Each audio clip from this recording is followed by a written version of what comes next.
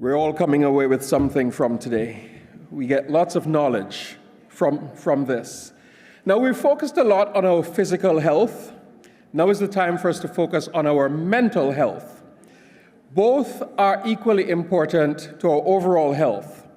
So thank you to Infinite Mind Care for supporting the conference for many years. And we're now looking forward to hearing from Raquel Tobian and Derek Oliver. They're going to be presenting today from burned out to checked in, understanding burnout and moving from coping to resilience. Let's welcome them.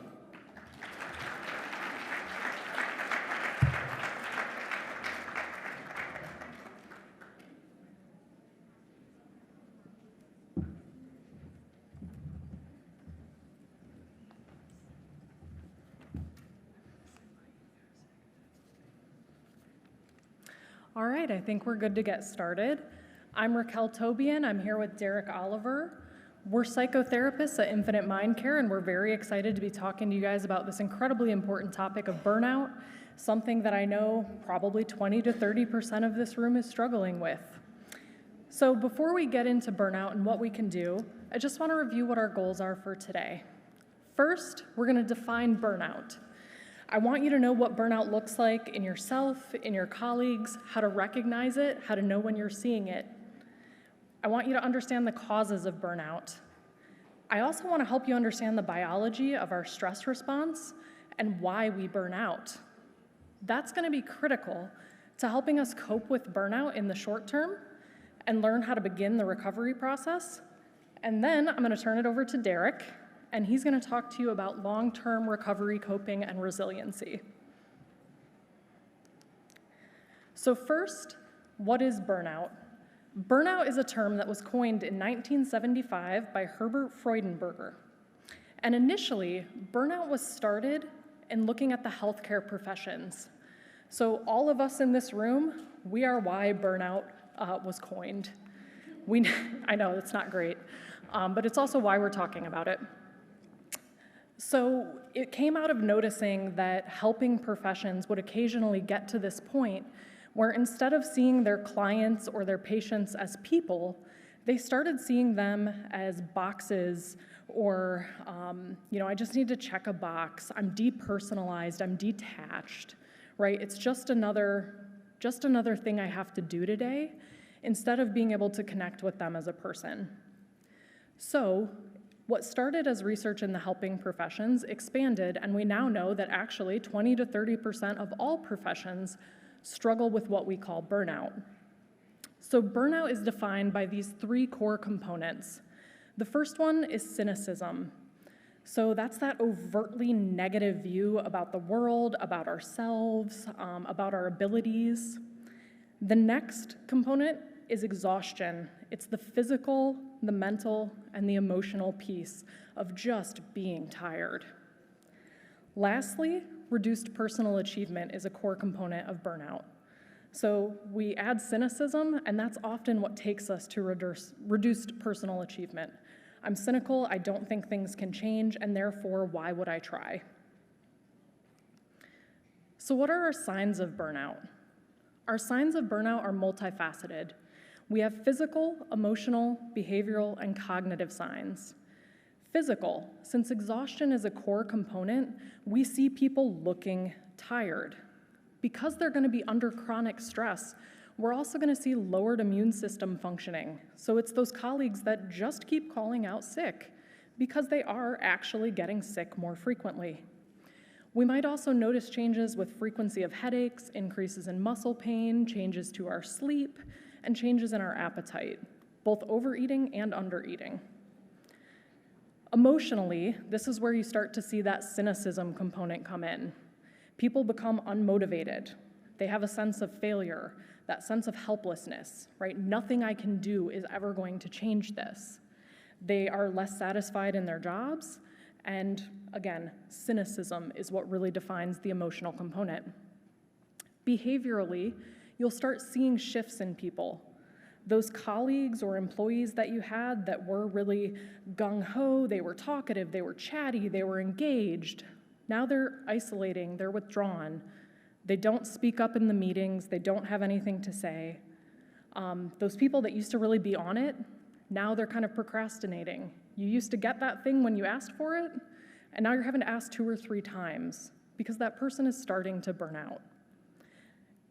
You may not observe this in your colleagues, but certainly we see this with our family members or our loved ones when they're burning out. The substance use at home. It used to be, come home from work on a Friday, it's been a long week, I need a drink to decompress. With burnout, that might start to be, I come home from work on a Monday, and a Tuesday, and a Wednesday, and a Thursday. And it's every day, right? So that increase in substance use as a way to cope with stress is a warning sign for us to look out for. You might also notice employees skipping work, right? So those increase in call-off days, that might be in part because of the physical response of burnout and actually having lowered immune function. But they might also start coming in a little bit later, right? That person who used to be on time is now just consistently 5 minutes late, and then 10 minutes late, and then 15 minutes late, and their lunch breaks are longer, and they're kind of skating out the door 10 minutes early every day. The cognitive component of burnout is the one that I think personally scares me the most. So when we start to burn out, our brain changes, right? In response to prolonged stress, we have slower processing speeds, our concentration and focus are impaired, and we're not great problem solvers. So now that you know what burnout is, we are going to talk about what causes burnout. And this is one of the most popular theories of burnout. This is our job demands resource theory. So job demands are the first part. And job demands are aspects of our job that require considerable effort and result in physical and psychological costs. So it's things like having an incredibly high workload. It can be time pressure or deadlines.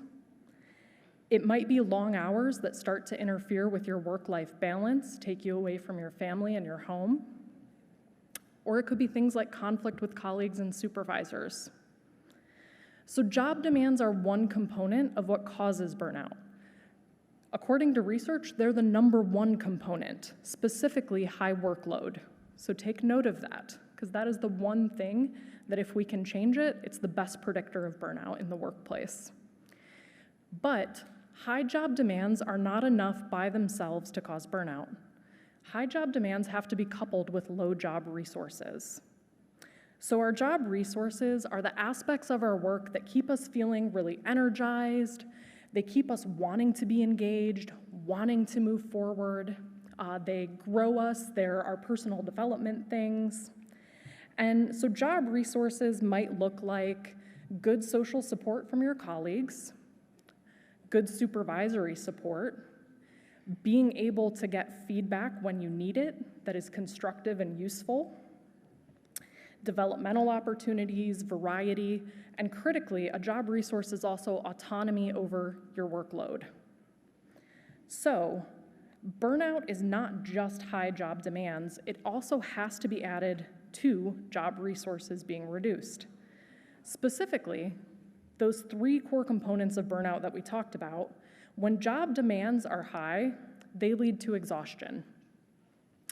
When job resources are low, that is where we get the cynicism and low self-efficacy. And I want to point this out because many of us know people, or maybe we've been those people, where we're like, that job that you just described with the high demands, I have that, but I don't think I'm burned out. Because job demands alone don't predict burnout. They might predict exhaustion, right? You might ask your friend, hey, how are you doing? And they're like, oh my God, I'm doing too much. I'm overwhelmed, I'm exhausted, but I'm loving it. I'm really excited by the work I'm doing. Those people are not burned out. We can have high job demands with high job resources that support us coping, and that helps reduce burnout. I also just want to add briefly that while I'm talking about this in relation to our workplace, this model really applies to anyone who feels overworked and undersupported. This can also apply to those working in the home. Parenting burnout is becoming an area of research because, let's be honest, The job demand of parenting doesn't really get any higher. You never get a day off. You never even get really an hour off. And depending on the support you have, you might be in that low job resources category. I want to mention a few other factors that impact burnout. I want to stress that the workplace factors are the most important. Research supports that it is the workplace factors that drive burnout. That being said, there are certainly lifestyle and personality traits which contribute to burnout as well. And you'll see a lot of overlap with these two. For example, if you're someone who needs to be in control and you struggle to delegate, you're going to match up with that lifestyle factor of taking on too much without asking for help. Many people who are perfectionistic or these type A high achievers are at higher risk for burnout. I want to mention specifically high perseverance. So that's a personality trait that we generally value. We really like people who can push through when the going gets rough, right? We're like, yeah, that's good. Keep pushing. Things get tough, you make it through, you get on with life, that's awesome. But with burnout, that actually isn't very awesome. When we continue to push in the face of chronic stress, we're going to burn out. Instead, we need to have a different approach. We need to ask for help, or we need to find a different way to cope with our stress. So now I want to talk a little bit about the difference between stress and burnout. I want you to think about stress as being too much, and burnout as really being not enough. So if stress is over-engagement, it's that person you work with who has way too many balls in the air. They are juggling way too much stuff. Burnout is complete disengagement, right? It's that person who's not really taking on anything and not contributing much because they're burned out. If stress is your emotions are being overreactive, right? You're snippy, you're on edge, you've got increased irritability, your anxiety is higher. Burnout is the opposite. Emotions are blunted or kind of flat. So instead of being irritable and on edge, people are just kind of like, meh, whatever, I'm checked out. Stress creates this sense of urgency and hyperactivity. Burnout creates helplessness and hopelessness. Stress might result in a loss of energy, but burnout is a loss of motivation, ideals, and hope. Stress is primarily physical, where burnout is primarily emotional. Stress might lead to anxiety, but burnout leads to detachment and depression. My caveat there is that there is a lot of overlap between depression, anxiety, and burnout, but research does support that burnout is a unique construct separate from anxiety and depression. Stress can kill you prematurely, but burnout will make you feel like your life is not worth living. Now, to understand a bit more about the relationship of stress and burnout, I want to talk about how burnout is a phased approach. So burnout is not an event, it's a process that occurs for us. And this is just one model of the phases of burnout. It's supported by many of the prominent researchers in this field. There are others out there, but they all sort of follow this same progression, different words, different kind of breakdowns. Some of them have 3 phases, some of them have 8, some have 12. 5 was a nice happy in the middle kind of number to pick. So phase 1 of burnout starts with a lack of recovery. So all of us all the time are going through stress in our life. It's a daily occurrence for us. And if we're lucky, we get to go home and we get to decompress, we get to recover and deal with our stress. However, for any number of good and valid reasons, we might struggle in our life to have these recovery moments. For example, you work at one of those really high-stress jobs with high job demand, low job resources, and then you come home and let's say your marriage is on the rocks. Your recovery time isn't there. Or let's say your marriage is great, but you come home to 2 small kids, and they're frankly demanding. So again, the recovery time gets limited, or you're caring for an ill spouse.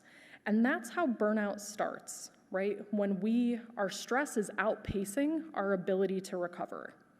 Once that happens, we move to stage 2, which are changes in our stress physiology.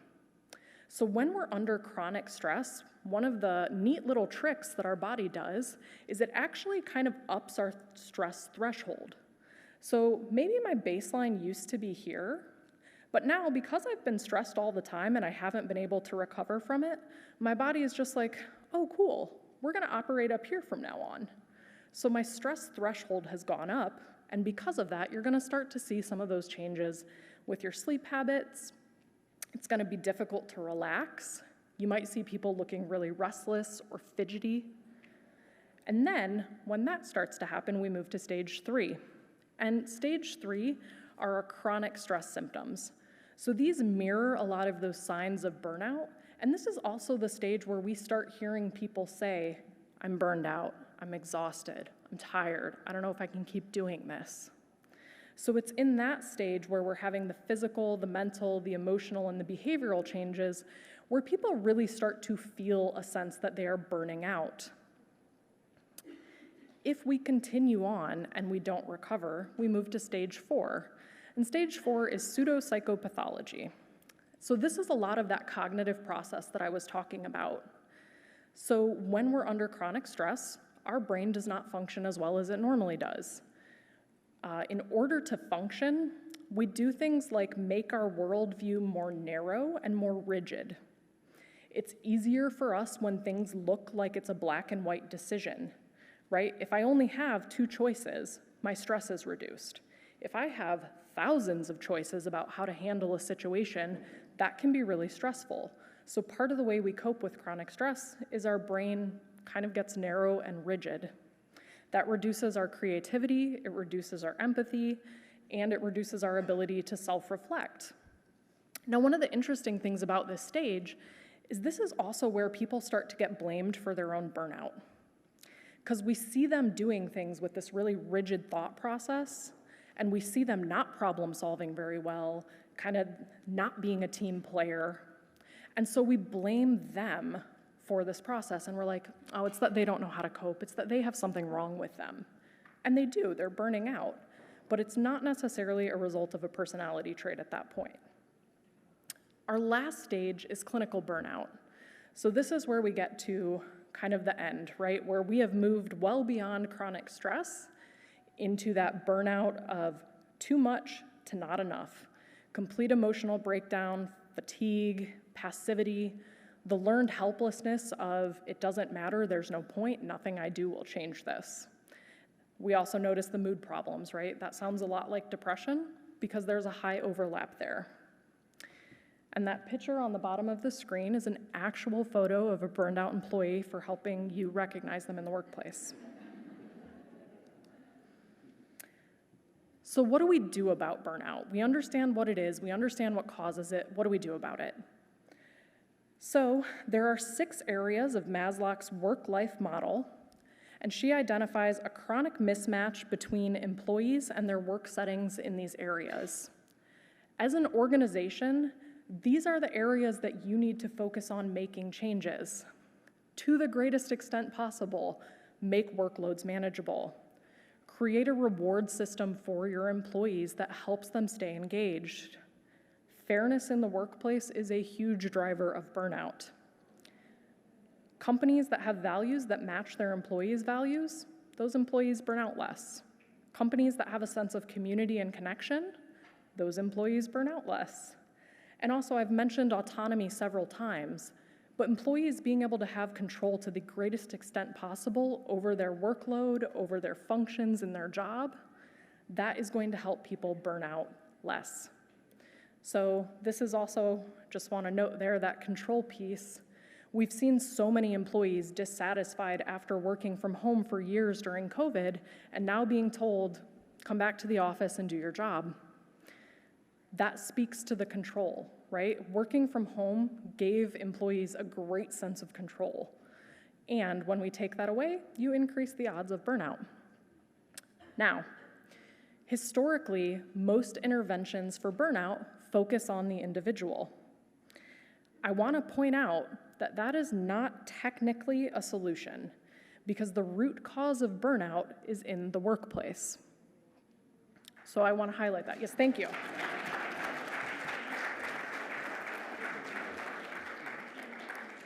So I want to point this out because there might be some higher ups sitting in this audience with me. I hope there are. And I want you to pull your phone out and take a photo of this and go back and think about what you can do for your employees to reduce this, because burnout at its true root cause is in the workplace. Now, that being said, I can't change any of your workplaces. That is terrible news, I know. And the reason we focus on individuals is because we are at the heart of the change process. I also believe that the more individuals value taking care of themselves, understanding burnout, understanding how to cope with it, the more likely we are to create workplaces that foster healthy individuals, that foster appropriate workloads, fairness in our culture, autonomy, control, and all these good things. So, since I can't control your workplace, but hopefully you can control, at least to some extent, yourself, we're going to talk about what you can do to manage your stress and your burnout. So the biology of burnout, our stress cycle. I want to plug this truly amazing book. This is by the doctors Amelia and Emily Nagoski. It's called Burnout: The Secret of Unlocking the Stress Cycle. They talk about prominent research on burnout in a way that is engaging, accessible, and honestly funny. I recommend this book to everyone who struggles with burnout. It is written for women specifically, but I don't know anyone who would not benefit from reading this book. So, in order to understand how to combat our individual burnout, we need to understand what's happening in our body and our mind, and we need to differentiate between our stress and our stressors. So first, our stressors. Our stressors are what activate our stress response. This is anything that you see, hear, smell, taste, touch, imagine that might do you harm. In our modern world, our external stressors are things like our jobs, our work, our money, our family, our time, and the expectations put upon us. Outside of our external stress, we also have our internal stressors. That can be things like our self-criticism, our body image issues, our identity, memories that might come up, or worries about the future. The list is truly endless of the things we can come up with as humans which can cause us stress.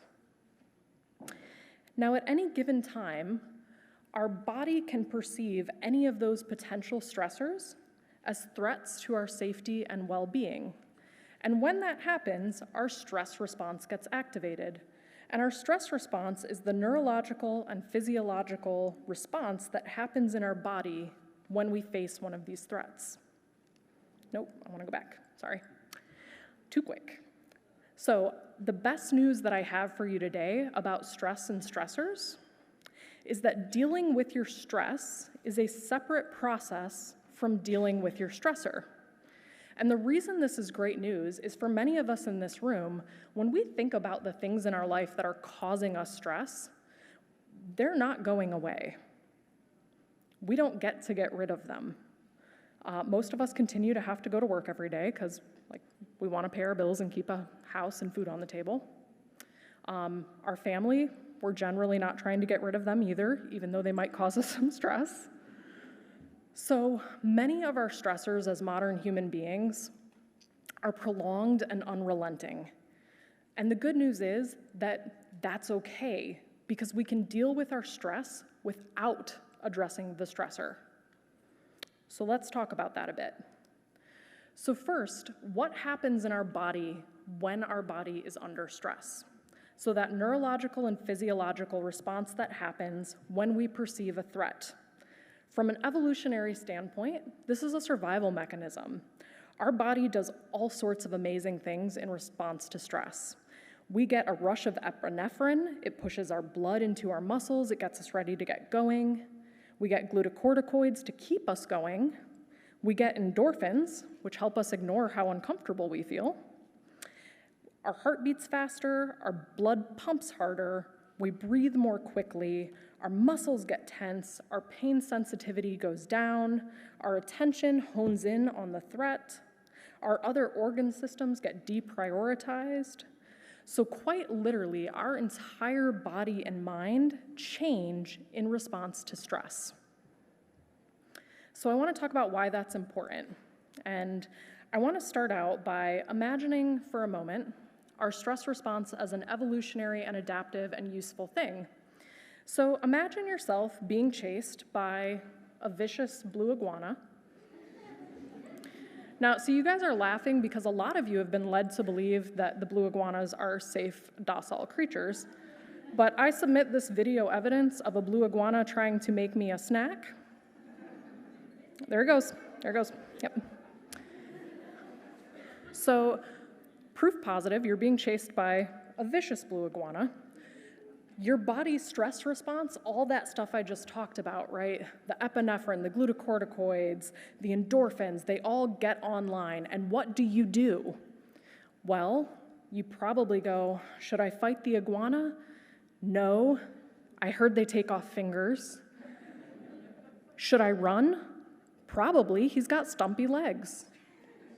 So you run, and you outrun the blue iguana. You run down the street, you get to a house, you fling open the door, you slam it shut behind you right as the iguana's about to get you. And you go, and you breathe a sigh of relief. And then you realize it's your friend's house because that's Cayman, so of course you know these people. And they're like, oh my God, are you okay? Let me get you a glass of water. Take a deep breath. You're safe now. I can't believe that iguana tried to get you. And you start feeling better. Right? Your body starts to release some of those stress chemicals. And you probably think, it's because I outran the iguana. Good for me. I got away from the iguana. My stressor is gone. However, you would be wrong. That is not why you feel better. You feel better because you ran. You feel better because you got to your friend's house and you had social connection and support. Because dealing with your stress does not equal getting rid of your stressor. That is not biologically how we work. So, most of us are not being chased by the blue iguanas or lions, tigers, bears, oh my. We don't have a lot of life-threatening encounters with wild animals anymore because we've evolved. So instead, we have things like a stressful meeting at work. And maybe you've been in one of those meetings where you're sitting there and that colleague that is just kind of a jerk is saying some things, and your blood is boiling, and your heart starts beating a little bit faster, and maybe you even get a little red, you get a little hot, and then you say nothing, and you leave the work meeting. And if getting rid of the stressor took care of your stress, that would be perfectly acceptable. But it doesn't, because you leave that work meeting and instead you stew in that all day long, right? You think about it multiple times, you go tell one of your other colleagues about that jerk in the meeting and all the stuff he said, and then you probably tell your spouse about it at home, right? Because you don't get rid of your stress simply because you're no longer in that work meeting. Therefore, getting rid of your stressor does not get rid of your stress. Now, that is actually good news. I know it doesn't sound like it, but this is why you're not all gonna go quit your jobs if you're burned out. So the difference between stressors and stress, right? Stressors, they live in our mind and in this logical processing portion of our brain, but stress lives in our body. So in order to complete our stress cycle, we have to speak the language of our body, which doesn't mean quitting our job. So I want to talk about some short-term solutions to begin completing your stress cycle. Because every time you have one of those meetings where you build up all of that stress and then do nothing about it, you have an incomplete stress response. So these are tried and true methods to complete your stress cycle. Every doctor has told you this: exercise. I know, I'm no exception. There's a reason they say it. It's really good for you. 20 to 60 minutes a day, any exercise of your choice.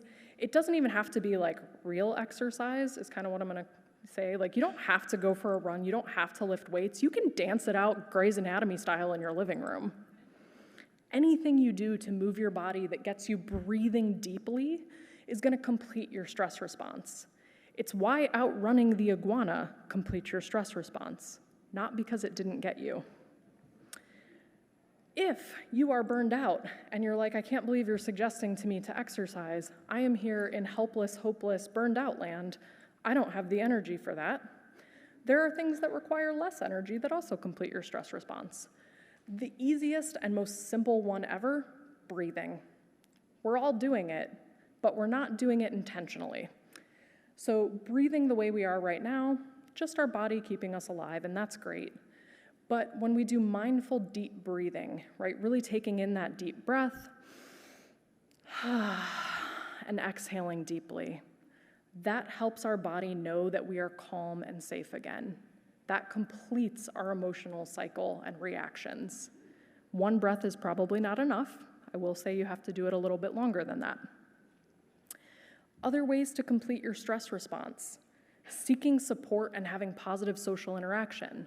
So again, when you outrun that iguana and you get to your friend's house and they're super caring and they give you the glass of water and they tell you to take a breath and they tell you, hey, you're safe now, it's okay, calm down, right? That positive social interaction is also a piece of completing our stress response. And you can do this with anyone. It doesn't have to be with close friends. It doesn't have to be with family. You can do this with having a casual, positive interaction with the barista that's getting you your coffee, with your colleague in the lunchroom, anybody. We believe that we will be happier if the stranger on a plane does not talk to us, but research says that's not actually true. Research says our well-being is better when we have pleasant social interactions, even brief ones, with anybody, including strangers.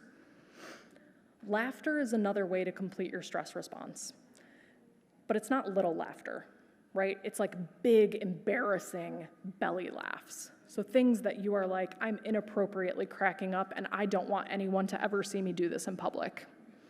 That's the kind of laughter that completes our stress response. Sometimes thinking of things that have made you laugh like that will do it. Other times you might go to TikTok and just scroll until you find one. Physical affection is another key way to complete your stress response. So this is going to, I hope, blow your mind, because it totally blew my mind. A 20-second hug can do as much to help your body know that it is safe as jogging for a few miles. Yeah, I mean, congrats. We don't have to jog, right? Yeah. Now, I just want to be really clear, because this is a healthcare conference. The hug will not help your cardiovascular health. It will not help your weight goals or health goals in the same way, but it will complete your stress response in the same way. And you can try this tonight, right? If you go home and your partner comes home from work and they are just stressed out, maybe you get to go home to somebody who isn't, but most of us are stressed when we come home from the workday. Give them a proper hug. 20 seconds, which is awkwardly long even for the person you're sharing a bed with, okay? But what you'll see happen when you do that, when you really properly hug them, a lot of people when they're stressed will kind of be like, get off me, leave me alone. But if you just kind of keep doing it, eventually that person will go, and they will relax into it. And that is our body completing some of our stress response. All right, 2 more quick things, and then I'm going to turn it over to Derek. Creativity, that thing that you're passionate about, that you love doing, whether it's art or it's music or it's dance, get into your creative purpose. It's how we complete our stress response. And lastly, anybody who has ever said that crying doesn't solve anything is wrong. It does. Crying will not solve your stressor. It will not do anything to change it, but you will consistently feel better because you're completing your stress cycle. So give it a cry.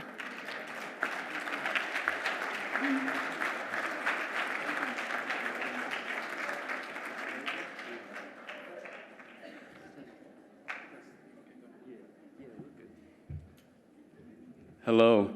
I initially was going to walk around, but then they were like, they're recording it, and so, okay, here I am locked at the podium. I hate this. does this thing work? Oh, there we go. Beautiful. Okay. We are starting off with an analogy because I find that analogies are really useful for figuring things out. The analogy we're going to use is you're a gardener. You might not be a gardener, but that's okay. We're pretending you're a gardener. And like all gardeners, you're not planting things because you hope that they'll grow and die before they do anything cool, right? That's not why we plant things in the ground. It's true. We're planting it in the ground because we're hoping it's going to grow and be whatever it's going to be, a tree or a flower or a pumpkin, whatever. Now, the way to get your plants nice and hardy, the way to get them to survive, to be tough, is you actually do something that in our society might sound a little weird. You actually really drench that little plant in everything it wants right when it wants it. You give it all the water it wants. You make sure that soil is full of nutrients. You make sure it's in full sun so it has as much food as it needs. And you do that for a while.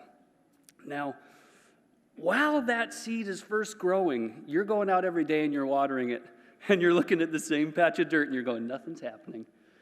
But you just keep watering it. You keep that soil wet, and you start feeling like, man, is this thing ever going to crack out of this soil? Is it ever going to happen? And then one day it does. It cracks up out of the soil, and you see its little head peeking out, and you go, oh my gosh, it's growing. I've created life, right? You feel like Frankenstein. In that moment, we can get too excited. Okay, it's ready, right? But actually in that moment, we should still be in this phase where we're drenching this plant with everything it needs and wants. We're not letting the soil dry out. We're making sure there's lots of light. We know this plant, right? We found out things about it. I know it needs this much nutrient. I know it needs this much sun. I know it needs this much water. We're still really following that as this little plant is growing and getting stronger. But as all gardeners know, the summer is always coming, or the winter is always coming. And with summer comes a hot sun. With summer comes drought. With winter comes freezing cold and heavy snow. How is this little plant going to survive? Well, the way it's going to survive is at some point I have to start getting this plant used to these harsh conditions. But when it's so young and tender, I can't just expose it right to the full heat of the summer sun. It'll wilt away. So what I do is I start stretching how long its soil stays dry. And I keep a good eye on this plant. I make sure it's okay. This isn't hurting it. I maybe leave it out in the sun a little bit longer than I normally would. Even if I see it's starting to get a little stressed. Let it be a little stressed. I can take care of it whenever I need to. Now in this phase, if I see this plant get sick, if I see something happen to this plant, immediately I go back to that default like it was a seedling. I got to take care of whatever's going on with this plant that's making it sick. I got to help it get strong again. So any plans I have for getting this plant strong, they go on hold while this plant is sick or injured. I got to get it healthy.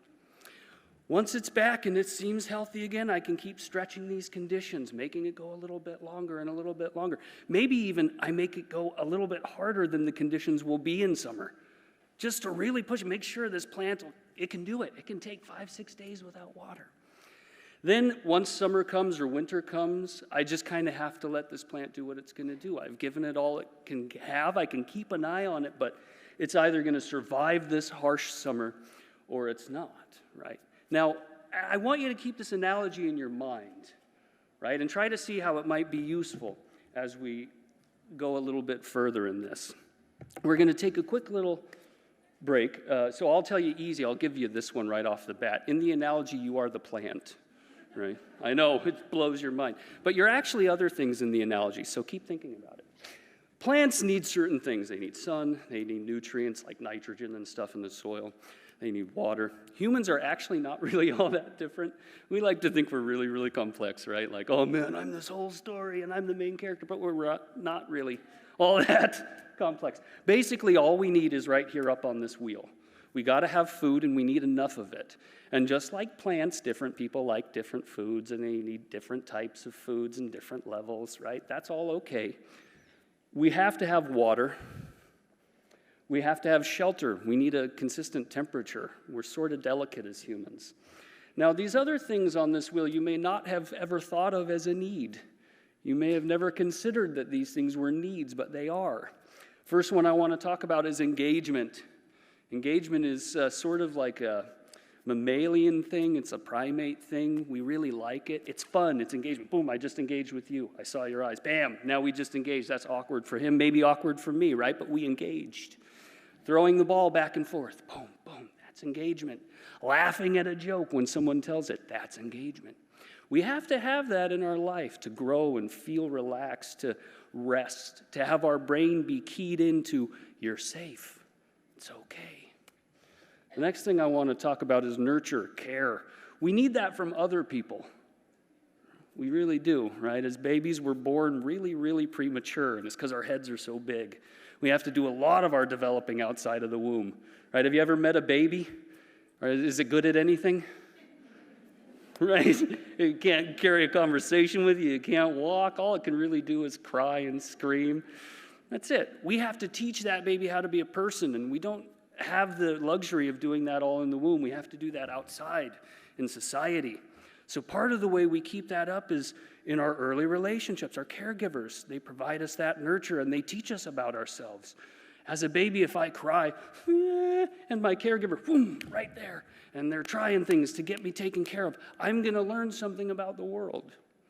If I'm a little baby and I cry and nothing happens, I learn something about the world, right? So we need to be mindful of this as we move on. These are all needs for our little systems as they're growing. They're needs for you right now as well. Next one I want to talk about is structure, consistency.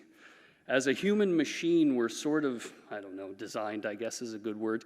We're designed to test the structure and integrity of the environment around us. What that means is if I paint this podium and I put a sign up here that says wet paint don't touch, somewhere between 40 and 80% of you will want to touch this wet paint. And the reason is not because you're jerks. The reason is because you want to know, is it really wet? Is that sign lying to me? Oh yeah, it's really wet. There we go. I figured it out. Right? That's that structure and consistency. We want to know, how do I get what I need when I need it? And how reliable is that? The more consistent, the more healthy we are in the future when things aren't so consistent, like the little plant. Perfect. Okay. So keep in mind that wheel, and I can go back if I need to. Our natural experiences of reward, relief, loss, and pain shape how we go about getting those needs met. What that sentence means is, if I'm a baby and I'm looking for engagement, and I go, and my mom does nothing because she's stressed out or she's scrolling TikTok or something, I might try again a little bit differently. And if nothing happens, I might, and I might kick and cry. Oh, if mom attunes to that and she comes over and gets me nurture, ooh, this organism has just learned something about how I get attention. I got to cry a little bit. On the other side, if I go, and my mom right away goes, oh yeah, go big, you're talking. Then I learn, oh, okay, that was enough. All I had to do was reach out. These experiences that you go through, they bring these four things, and I want to talk a little bit more about them. I'm also a behaviorist in addition to being a psychologist, and these are like simplified names for a complex thing, but I think this is an easier way to deal with them. So, reward and relief. When you encounter reward and relief in your life, you will do that thing more. If I do something and I get food for it, and I like that food, I'm going to be more likely to do that thing again because it got me food, whatever that thing is. If it's saying, may I please have a cookie? If it's having a big fit that lasts 3 hours until I'm shaking and mom's crying and then mom goes, oh, I'm so sorry, here, have a cookie. Then that's what I'll do, right? Relief. Anything that brings me relief, I'm going to do more of. I have a headache. Oh, man, I take some aspirin. My headache goes away. Oh, next time I have a headache, I'm more likely to take aspirin because that brought me relief. Yeah? Loss and pain. Those experiences are going to make you do less of that thing. So if you go up to your mom and you say, Mom, can I have a cookie? And she goes, oh, you're getting kind of chunky. You're stressing the pants there. I can't give you another cookie. That's a punisher. You're probably not going to ask that again. You're going to go, oof, right? That's that pain. Mom just said something mean to me. Loss. If I do something and I lose something, I go speeding by and a cop catches me. This actually isn't a good example because people still speed all the time. But if cops were perfect and always caught you for speeding, and you got that fine that drained your bank account $300, you would stop doing that, unless you were a billionaire and you didn't care about the $300, right? But most of us, we can't afford that over and over. That loss causes us to do less of that thing. Now, I want you to take a minute and kind of think about what your experiences in life have been. What were the lessons you learned in your young home? What were the lessons you learned in your young life? What are the lessons you've learned in your workplace? I'll guarantee you it's still being moderated by these 4 experiences. Now, this is all to say that these things become your default setting. Your default setting is like your default program, and it's your reactive place. If I'm in my default setting, and I'm happy to share this with all you, my default setting from when I was little was be the sick kid. I was the last of 5. I have significant health things, but I learned to really lean into it, right? Oh yeah, okay, because this gets me the attention. I had 4 older siblings. They were in band and play and cheerleading. I wasn't getting the attention I needed, so I played the sick kid. Oh, it wasn't until my 20s that I recognized I'm still doing this. I'm still playing the sick kid in relationships and in jobs and in all of these things, right? That default, that reactive place, it contributes to burnout. Because like Raquel was saying, our anxiety is not good at making decisions. Anxiety is not good at performing your job. And defaults put us right into that anxiety place where we react in these ways. As humans, we're a bit like computers. I've used the word program a couple of times, but unlike computers where I just install a new program or delete an old program, as a human, the way I replace a program is by repetition. The more I do a thing, the more that becomes the default program. The less I do a thing, the more that becomes less of a program. It doesn't really run very frequently, and if I can do it really not at all, it'll eventually kind of die and fall off. As we work on developing grit, this idea of perseverance, this idea of strength against the environments, because like Raquel said, often our environments don't change. And I think that's because environments change slowly. Over time, they evolve and they morph, right? Hopefully in 500 years, our society won't look like this. It'll look better. But we're not going to be alive in 500 years. We're alive right now, and we need to get strong. That grit development is going to take a lot of you moving against your own defaults, choosing to do certain things over and over and over every day until they become your new default.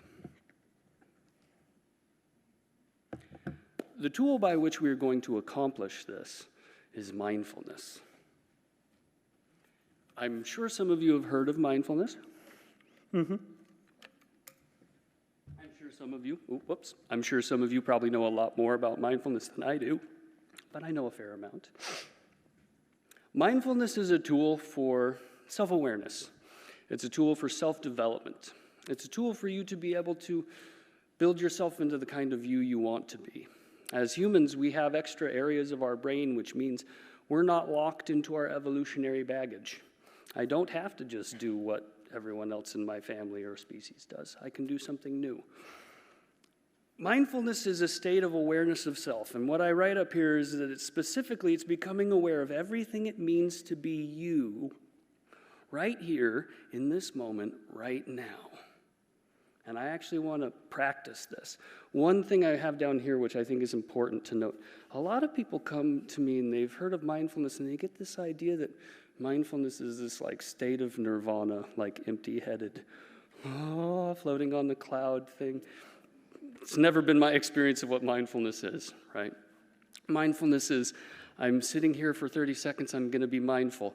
And at the 5-second mark, I go, God, I'm really bored. And becoming mindfully aware of that. Oh, wow, I'm bored after just 5 seconds. Okay. All right, how does that feel in my body? Yeah? We're going to do this together. I want you to try to become mindful. I'm going to sort of narrate a little bit of this. You can close your eyes. You can keep your eyes open. You can do whatever you'd like. I want you to take a moment and become aware of what you can hear.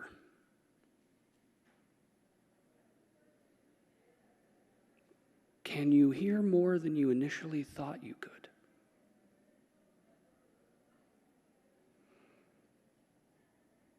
Stress that sense. Push it out. What can I hear? Let's move on to the second. Can you feel yourself in this chair that you're sitting in right now? What's the weight of your clothes like? Can you feel your shirt on your body? If you're wearing jewelry, can you feel it in your ears or on your wrists or fingers?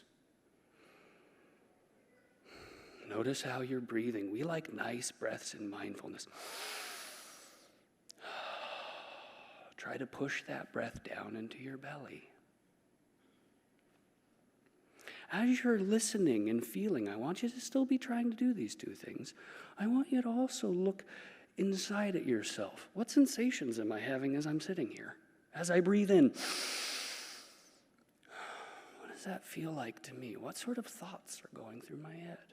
I'm now going to be quiet for an uncomfortable amount of time, right? It's going to be way longer than you want it to be. And I want you to practice all of this at once. Hearing, feeling, observing yourself. All right, here we go.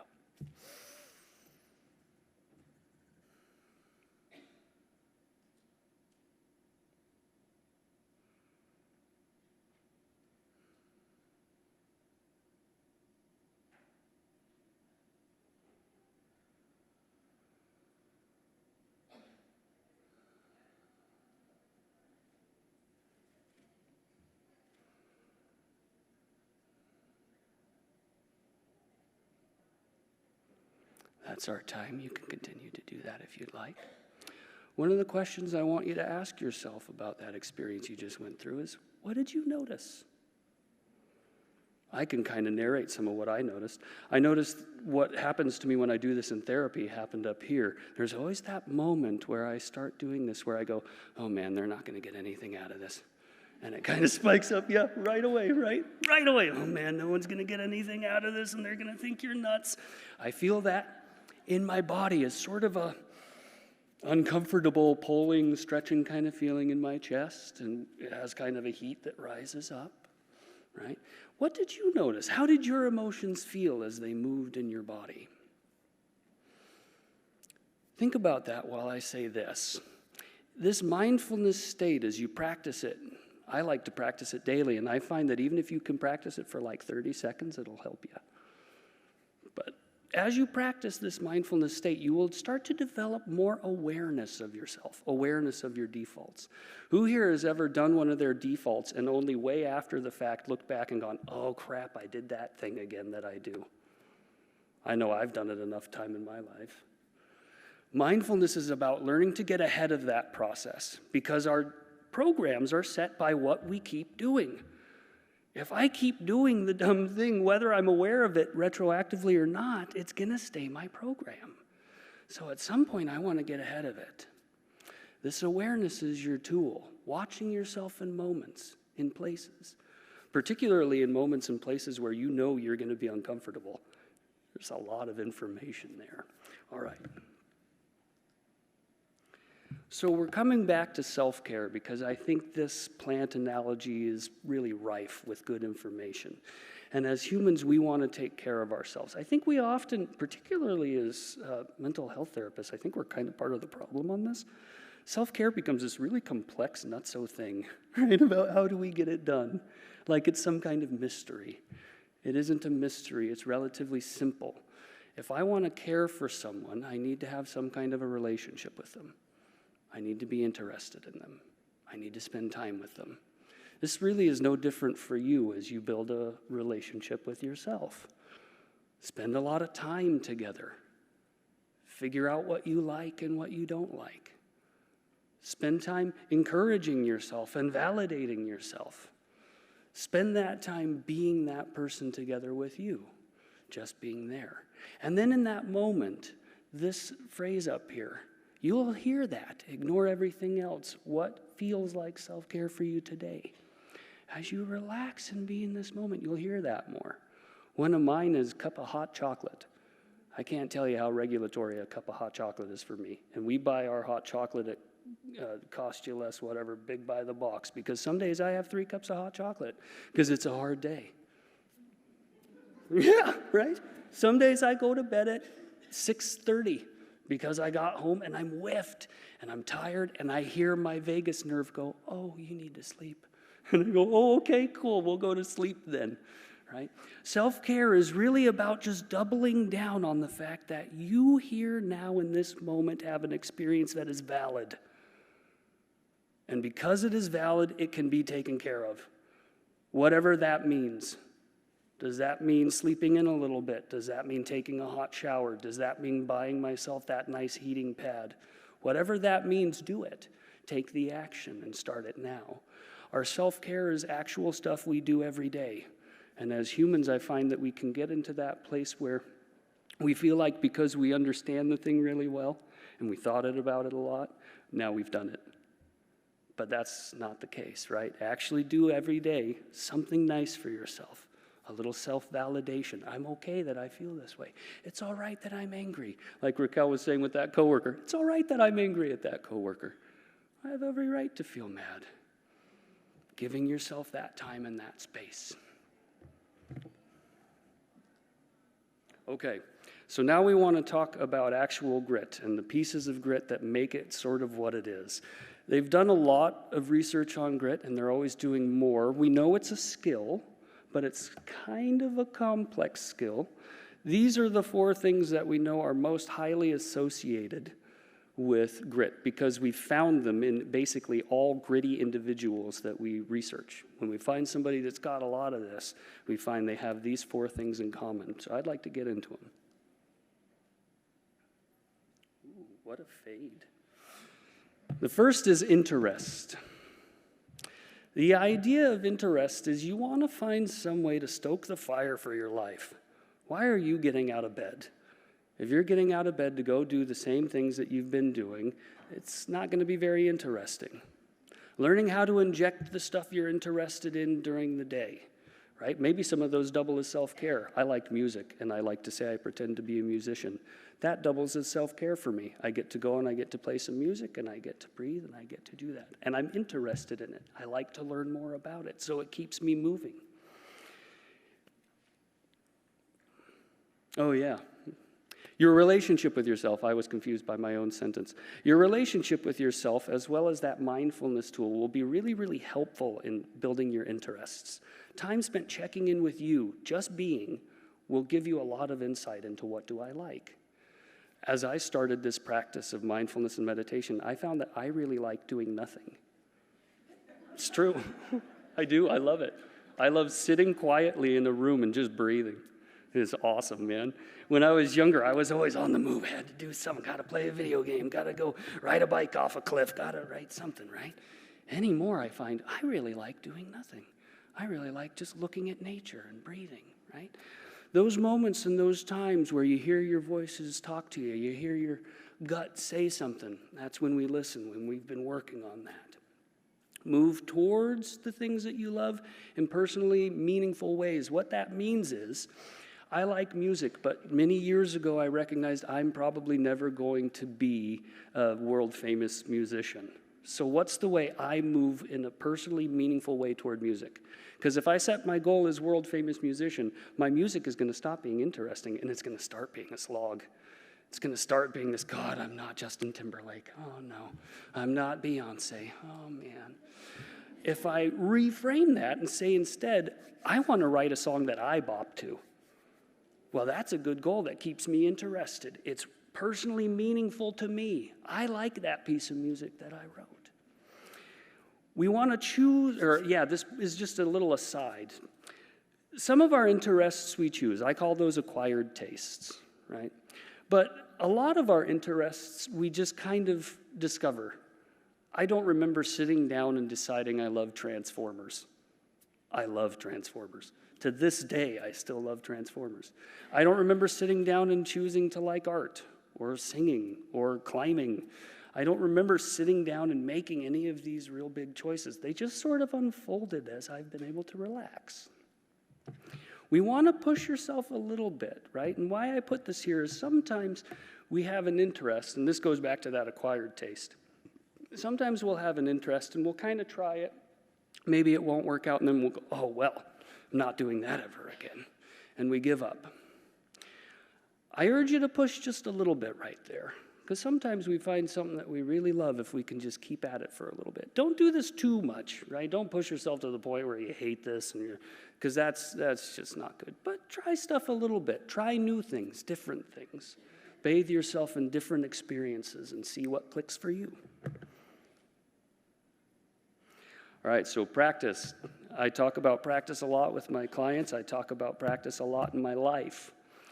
Practice is a whole outlook on life. Like we talked about earlier, everything you're doing every day, moment by moment, is setting up who will you be in the future. The cool thing is you have control over that if you can just bring yourself to this moment. Your life is a sandbox. We can do just about anything in our society anymore. And you will naturally get really good at the stuff you spend a lot of time doing. Taking the reins of that, using that awareness and developing a plan will empower you to do really most of what you would like to do in life. Now, this is something I want to note. We used to say in research, behaviorism, and things like that you needed tons and tons and tons of practice, right? 40 hours of practice a week, minimum, that's what it's got to do. What we're finding actually is that that's not really the case. People can practice for 30 seconds, and it can help. They can practice for a minute. So find out those things that are hard for you. Getting up in the morning. How do I practice getting up in the morning? Right? And how do I practice it small? Maybe the first way is I tell myself I can only hit that snooze button twice. And then if I do that and I only hit that snooze button twice, then when I get out of bed, I get to get the nice latte because I did that. And that's a small way to start that. And once you're good at that, you're getting a latte every day because you're only hitting that snooze button twice. Well, now it's time to say, okay, I can only hit that snooze button once. I'm practicing getting good at getting right out of bed right when it happens. Scaling your life out to make things work for you. I think it's also really important in this moment to remind yourself that as you're practicing new things, you're going to suck at it. Nobody ever got really good at anything without first being really, really bad at it. And that's true for everything I can think of, including being gritty. Be easy with yourself. Be gentle, just like the plant. The moment you notice that you're sick or something's off or you're not feeling well, take the care, take the time, get yourself well. That's practice too. Consistency is a big deal here, right? You want to find a nice medium point between trying to motivate yourself to change and beating yourself up, because we don't want to beat ourselves up. We always want to make sure that we're moving towards our successes, reminding ourselves of how long we went. You wanted to go 10 days without smoking, and you did 10 days without smoking. And you said, okay, now I'm going to do 15, but at day 12, you started smoking again. Well, hey, I went 10 days. In fact, it wasn't until day 12 that I gave in. So, okay, I can do it 11 days this time. Keeping that motivated, that eye toward the reward. Just a bit more about practice. This is hearkening back to our analogy. When you start your practice, you want it to be under ideal conditions. You want as much of whatever it is you need as possible. Help, assistance, instruction, modeling, all of that stuff you want to have available and ready for you. Once you're good at it, you don't have to be an expert at the thing, but once you're good at the thing, this is the time for you to start stretching out those conditions a little bit, making sure those ideal conditions aren't always ideal. Maybe I don't have the thing I need, or maybe I push myself just a little bit further, a little bit longer. I wait some before I engage in that habit that I don't like. Once you're like an expert, this is that mastery level, trying to get really, really, really good at something. Once you're an expert, now you can stretch those conditions, whatever they be, basically as much as you want, as long as you don't break yourself, as long as you listen to your own person, right? You stay in tune to know, okay, this is hurting me. Practice at this level doesn't need to be quite as consistent, right? This is kind of how this goes. At first, you want to be really, really consistent, really stable. As you get good at it, you can practice maybe a little less or a little differently. You can start to stretch that out until it's just maintenance work.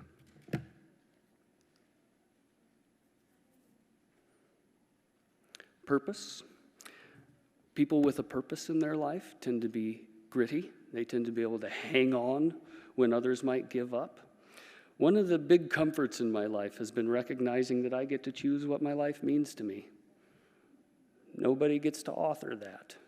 So I can choose whatever I want. Faith, culture, personality, all of these things are really, really tied up in your purpose. What that means is if you're acting in accordance with your faith, you'll have more purpose. If you're acting in accordance with the parts of your culture that resonate with you, you'll have more purpose. If you're acting in accordance with your own personality, you'll have more purpose. The last thing I want to talk a little bit about here is hope. Hope is also really linked to our culture and our religion and our self-identity, which means the same thing that it did for purpose. As I align myself with the aspects of my culture I like, as I align myself with my beliefs or my religion, as I align my behaviors with those things, my hope increases, my purpose increases. As I live an authentic life, my hope and purpose increase. Practice helps fostering hope. As you're doing something and you're trying it over and over and over in a small way and you get better and better at it, you start to develop hope. You start to go, oh, I can do this. Oh, I do have this capability. The last thing I want to point out here, because our time's up, it just said big red thing, I know, I hear you, are the big 4 factors in fostering hope. This comes right out of palliative care. So nurses helping with people at the end of their life. They're terminal, it's not going to get better. They found that these 4 things actually massively, significantly impact the development of hope. And they are teaching yourself to monitor reality. Okay, this is my thought, but what's actually happening in the world? Checking yourself against that. The second is encouragement, both from others and from yourself. Learning how to be your own cheerleader. It's okay you went over time, you're doing great. Managing anxiety. Thank you. Managing your anxiety. Figuring out how do I move against those things that make me anxious. In my own therapy, I learned a nice litmus test. If I react poorly in my mind to somebody saying stop something, that's my anxiety voice, and I need to move against that because it's not going to help me. Starting to pay attention to that, you can move opposite of those. The last here is grieving. Allowing yourself the time and space to process the emotions you've had, to process the experiences you've been through, and doing that from a place that's free of judgment. That's our time, so I'm going to end it here. Thank you. Thank you very much to both of you.